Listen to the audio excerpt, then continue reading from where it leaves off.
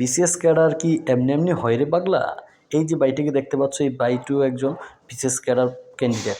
এই ভাইয়ের একটা প্রতিভা, তার আমাদেরই এক সাথের ছোট ভাই তাকে কি সুন্দর করে চুল কেটে দিচ্ছে। কিন্তু এই যে এটা শিখছে, এটা কিন্তু কোনো ধরনের কোনো ট্রেনারের কাছ থেকে কোনো শিখে নেয়, নিজে নিজেই শিখতে পাইছে।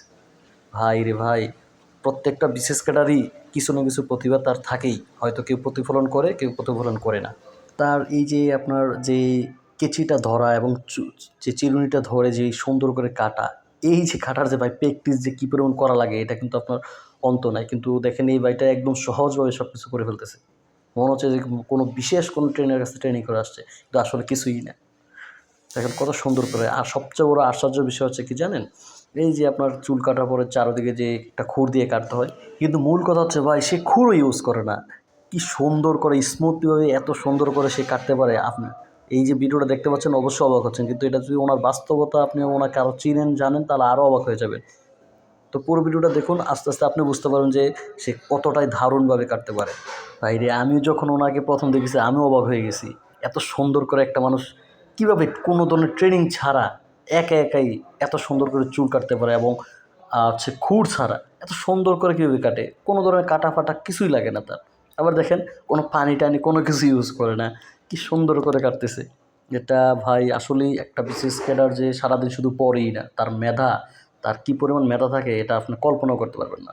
এই ভাইটাকে দেখে আমার যারা বিসিএস ক্যাডারে ক্যান্ডিডেট আর যারা হয়ে গেছে, যারা ক্যান্ডিডেট তাদের প্রতিও একটা ভালোবাসা তৈরি হয়েছে, এবং যারা হয়ে গেছে তাদের প্রতি আজীবন একটা ভালোবাসা তৈরি হয়ে গেছে।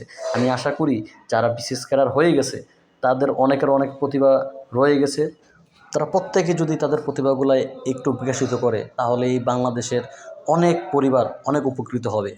তা আমি তাদের কাছে একটাই রিকোয়েস্ট করব, তারা যেন তাদের এই প্রতিভাগুলো এই সমাজের মধ্যে কোনো না কোনোভাবেই প্রতিফলনের চেষ্টা করবে। এই ভাইটাকে আমি যখন এই বিষয়ে বললাম, ভাই আপনার কাজটা শিখছেন, আপনার কেমন লাগে? উনি বলতেছে, ভাই এটা সমাজের মধ্যে অনেকে ক্রিটিজম করে, কিন্তু আমি এইটাই বিষয় নিই না, কাজ তো কাজই ভাই, কিন্তু আমি তো আর এটা করে খাচ্ছি না, আমি শিখলাম, শিখলে তো আর কোনো সমস্যা নেই। উনি চাইলে কিন্তু ভাই ভবিষ্যতে অন্য কোনো লোকরে এটা উনি ফ্রিতে শিখাইতে পারবো। এই যে ভাই তার যে একটা প্রতিভা এটা ফুটে উঠছে, এটা কিন্তু ভাই সমাজের জন্য অনেক ভালো, এবং উনি যে সমাজে থাকবে ইচ্ছা করলে ওই সমাজের অনেক লোককেই উনি ফ্রি ট্রেনিংটা করাতে পারবে। তবে আমাদের সমাজের মধ্যে অনেক ক্রিটিসাইজের কারণে অনেক প্রতিভাই হারিয়ে যায়। তো আমি যারা ক্রিটিসাইজ করেন তাদেরকে বলবো, তারা নিজেরাই আসলে কোনো প্রতিভার প্রতিফলন করতে পারে না, তারপরেও তারা অনেকের প্রতিভা দেখে হিংসা করে। তো কাজটা প্রায় শেষ, খুব সুন্দর করে দেখেন চুলটা কেটে দিছে, যে আপনি বুঝতে পারবেন না যে একটা আনপ্রফেশনাল লোক এই কাজটা করছে। অনেক সুন্দর একটি কাজ। তো সবাই ভালো থাকবেন, সুস্থ থাকবেন, এবং আপনারা আপনাদের প্রত্যেকের প্রতিভার প্রতিফলন করার চেষ্টা করবেন। আল্লাহ হাফেজ।